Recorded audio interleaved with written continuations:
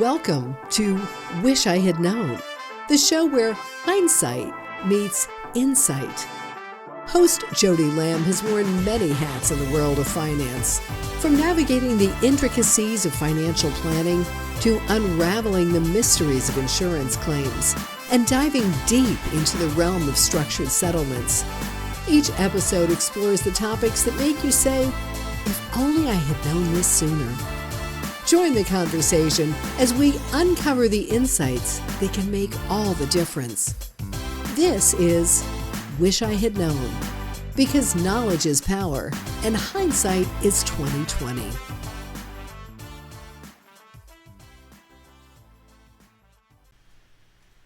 When knowledge is power and hindsight is 20/20, we discuss one topic at a time to help regrets of saying, if only I had known. Today, we're talking with Dr. Eric Snowden, Executive Director of Carecrest Lifecare Planning and a chiropractor who's got a unique perspective and a story to share. Welcome, Eric. Hi, thanks for having me. I love your show. I'm excited about it. Well, I appreciate you. I thank you so much. I'm excited to hear what you have to share because you really do bring a unique perspective from your experience, both as a doctor and as someone who works with people who are evaluating injuries that have been sustained and ongoing future care, and a unique perspective to understanding the early mental struggles, the early, not only physical symptoms that we experience, but also mental challenges. So I'm excited to hear more about your story and what you have to share. But first, why don't you tell us a little bit more about who you are, and then we'll get started. Sure. My name is Dr. Eric Snowden. I've been a chiropractor for more than 23 years. I specialize in occupational therapy and neurology, functional neurology. And through the years, I've done a lot of different things in healthcare. I've managed ambulatory surgical centers, specialty programs. I specialize in what's called ERISA, which governs all group healthcare plans. I've developed business models and software in which dentists can use our systems to be paid on the medical side of the house. So now you go to your dentist, you have a $50,000 procedure. Now we can get your insurance company, your medical insurance company, to pay for it. I've opened businesses that advocate for the patients. So you go to the ER and you're there for 2 hours and now you get a $20,000 bill. Well, we know that's not right. So my company will get that bill down to $1,500. What I love more than anything right now is what we call Lifecare planning. So in catastrophic injuries, burn victims, traumatic brain injuries, spinal cord injuries, amputation. These are people with future medical needs that are to the extreme.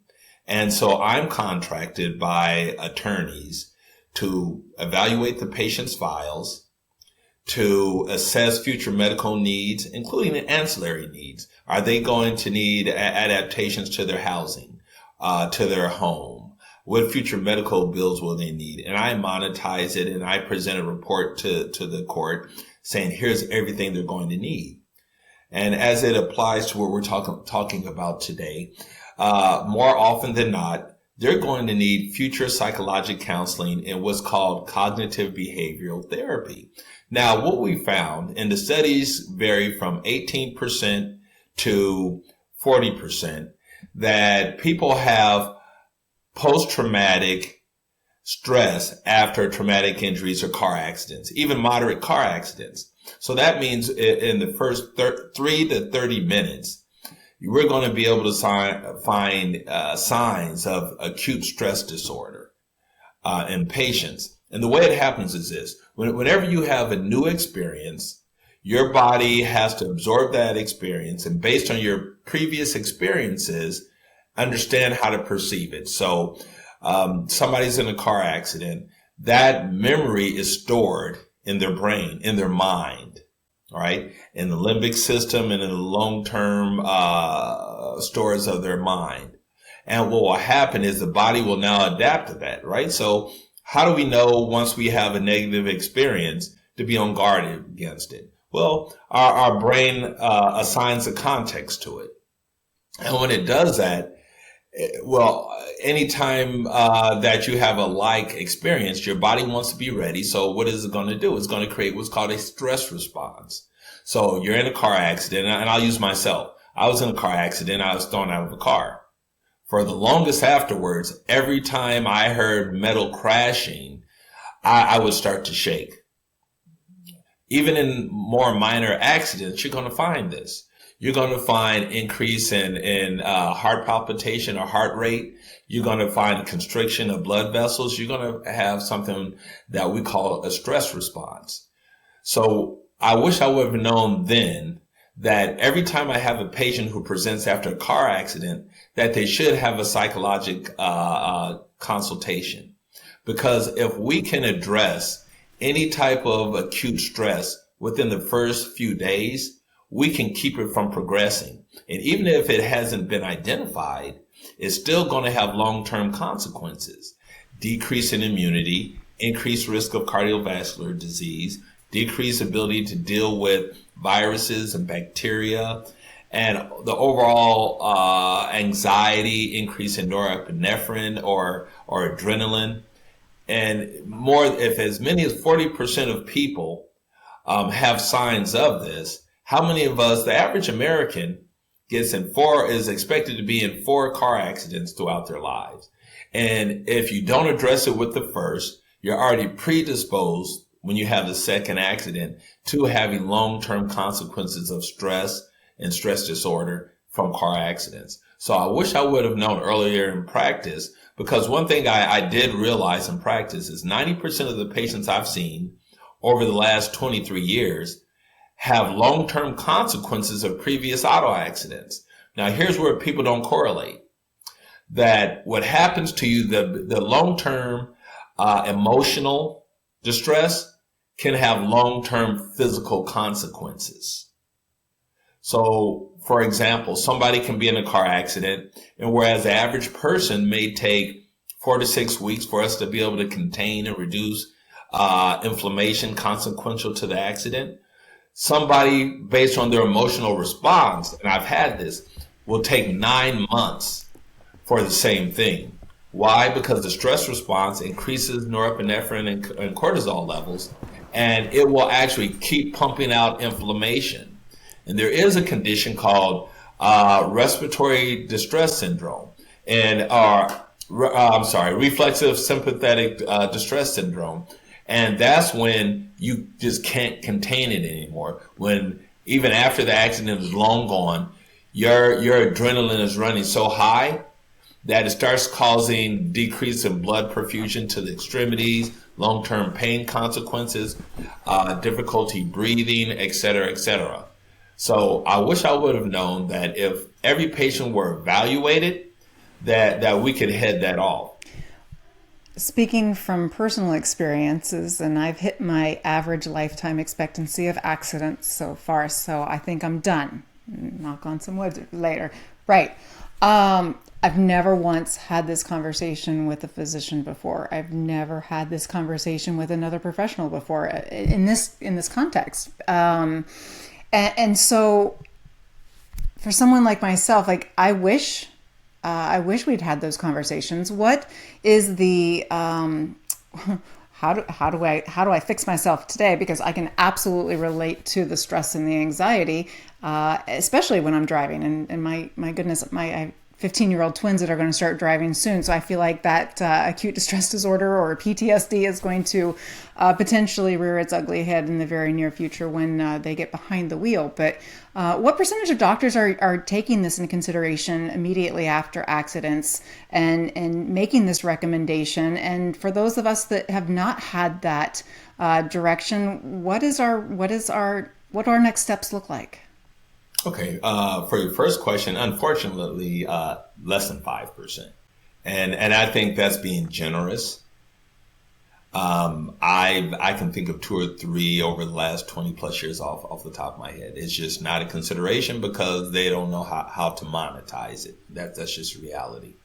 The good thing is this, is that every time you have an experience that your body stores memory electrically, right? An electric potential long-term in your mind. And whenever you get in a car, you see a car accident, anything that would trigger that, your body will take that new information into your brain, and it would meet with the memory you already have. The memory you already have either has a negative or positive context.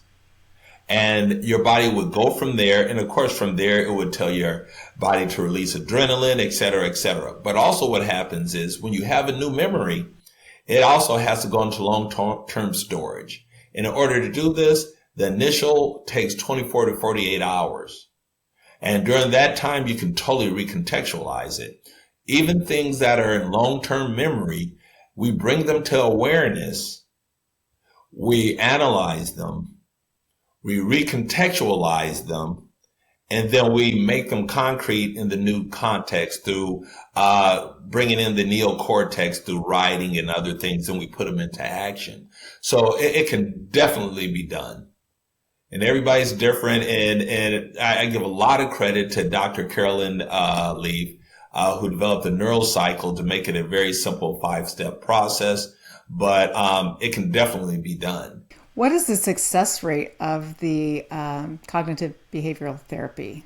It depends on what's going on. A lot of times, unfortunately, you generally see cognitive behavioral therapy with people who are traumatic brain injury. Then, of course, it's going to be consequential to how much damage has been done. And I can't think of any numbers off the top of my head, but let's put it this way. It's so much the standard. That is the standard in therapy. Think about anybody who goes in to get therapy. First thing you do is you bring it to awareness, right? You talk about it. And bringing it to awareness, you actually transfer that from your mind to your brain where it's vulnerable. Literally, when things come into awareness, they go through the amygdala, through the hippocampus, and they go to what's called the prefrontal cortex, where now you can change the context. So the first thing in therapy is you bring it in the awareness. Then you look at, how does it make me feel? How does it do this? What am I feeling now? What are we doing? We're dismantling the negative connotation. And then you have to redirect it in a positive connotation, and you can't always do a positive, but you have to at least dismantle the negative so that you can break those neural pathways that causes adrenaline rush, the cortisol increase, and all those kind of things. So I know you asked me how successful is it? Extremely, to the point where it's the standard. The problem is people generally don't have access to it during physical accidents, unless it's a trauma. Somebody gets assaulted, then yeah, we know that's very traumatic. But unfortunately, we don't tend to see it when people have moderate trauma. And that could be a slip and fall. That can be a dog bite. That can be an auto accident. That can be seeing somebody else in an auto accident. And I would say most of us can probably share stories where we've seen some pretty tragic accidents, like, oh, wow. Well, that affects us too. Any information that goes into us has to be stored in the brain, and the brain has to contextualize it, and it has to draw pathways in order to do that.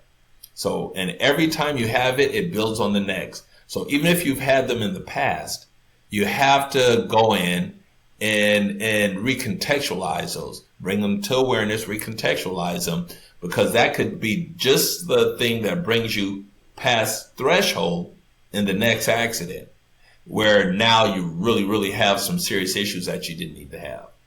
And also you have to ask yourself now, how much of, all right, so the stress response causes inflammation. Inflammation is when your body is trying to get the immune components from the blood vessels out into the surrounding tissue and interstitial area. So it increases the diameter of the pores, opens the pores of the blood vessels, and allows the fluid part, the liquid part of the blood to pass out into the tissue area. That's what inflammation is. Long-term inflammation starts to tear down things, tissues. It'll start to cause arthritis. Arthritis, by definition, is inflammation of the joint. Anything with the word itis is inflammation.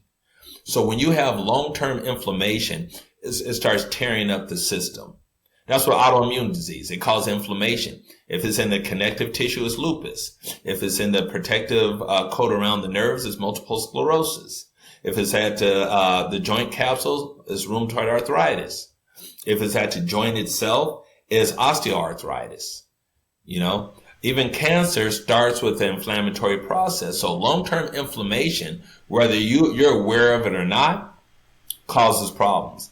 How many times do you just even palpate or squeeze your own arm or leg and like, wow, why is that sore? I haven't been doing anything. Inflammation sensitizes the pain receptors. So inflammation makes areas more sensitive. And so when you poke or prod around your body or somebody else's, you're like, ow, why does that hurt? And you haven't been utilizing that muscle. That's generally going to be subcutaneous or under the skin inflammation. There's a young lady, a PhD, and she worked in Alzheimer's research. And I worked with her about 10 years ago to do a study on Alzheimer's.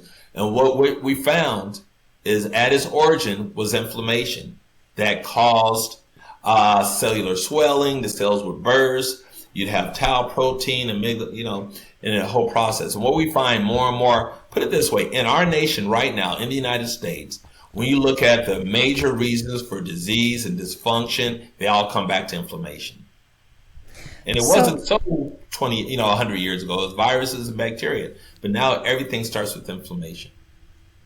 So if in the early stages after an accident happens and you're in this acute distress syndrome, did I say that right, state, Yeah. if cognitive behavioral therapy is implemented at that time, does that have the positive correlation of reducing that inflammation, reducing the symptoms, and potentially improving the recovery time?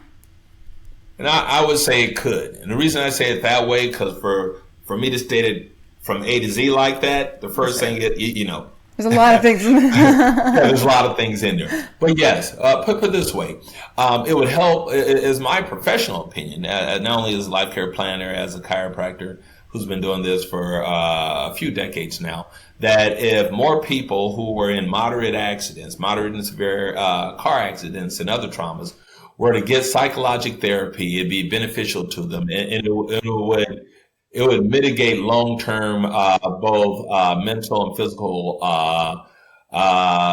consequences consequences. I can say I wish I had known about this 30 years ago when I had my first really bad car accident. Actually, my first car accident. I feel like I have learned so much from you. If we want to learn more about this treatment, about this opportunity, even for people, attorneys or people who've been injured, what resources should they look into? Do they talk to their doctor about this? What are your recommendations? Everybody's a little different. So I do have my website, carecrestlifeplanning.com. I'm also under Dr. Eric Snowden under LinkedIn. I can be contacted there.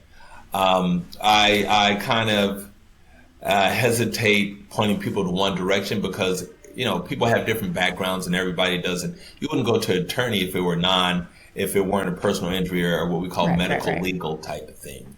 And I can tell you most PCPs won't be up to speed on it. But if anybody wants to know more, you can reach out, like I said, at Carecrest, Lifecare, or lifeplanning.com, CARECREST, lifeplanning.com, or find me on LinkedIn. You can find Carecrest Life Planning on LinkedIn, or you can find me at Dr. Eric Snowden, SNOWDEN, on LinkedIn, and I'll definitely respond, and I'll send you in the right direction. If there's something I can do to help you or my colleagues, that's fine. But otherwise, we'll make sure we'll send you down the right path. There's nothing worse than knowing you're not right and not knowing what to do about it. That speaks right into this whole series where knowledge is power and hindsight is 2020. Any final thoughts or comments, Dr. Snowden? Yeah, I'm excited because so much of the science and studies and technology are coming out. that the things we talk about here are going to be just second nature, and we're going to have methods and ways to just change. You know me. I get excited about gene expression, about neuroplasticity. The body is incredibly resilient, and when we have knowledge, there's not many things we can't do.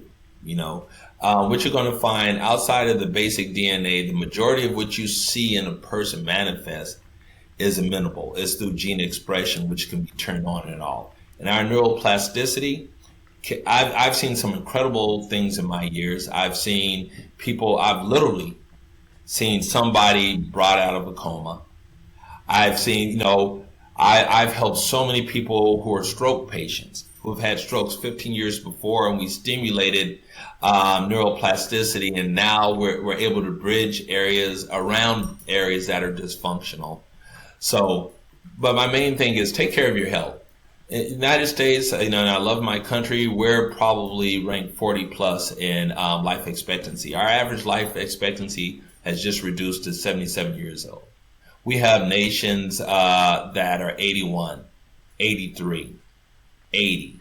There's no reason we should be behind everybody else. If we're eating right, we're exercising, and we're taking care of these type of things early, we should be able to have a full, healthy life like everyone else. Absolutely. Our overall wellness is not limited just to our physical, but includes financial and our mental as well. Oh, yeah. Well, thank you again for joining. I really appreciate you taking the time to share this information. I truly wish I had known about this. I think I've had 30 years of, unaddressed issues from my multiple accidents. So I think I'm going to look into this a little bit more, and I appreciate you sharing this insight to myself and everybody else here. You've got an extraordinary story. Thank you for sharing. It's been another enlightening discussion here at Wish I Had Known, where we're expanding information and understandings for conversations where we wish we could say, wish I had known, or avoiding wish we had known conversations. If you've got a remarkable anecdote or story or wish I had known insight that you want to share, #AskJodie. I'd love to hear your story. If you come across a challenging situation and you find yourself unsure of what to do next, don't hesitate to reach out on LinkedIn, send me a direct message, #AskJodie. Look forward to talking with you. Thank you so much for joining us today, Dr. Snowden. Thanks for having me. It was a pleasure. Thanks for listening to today's episode. Please like, share, and subscribe so you can hear all of Jodie's chats, so you don't have to say, wish I had known.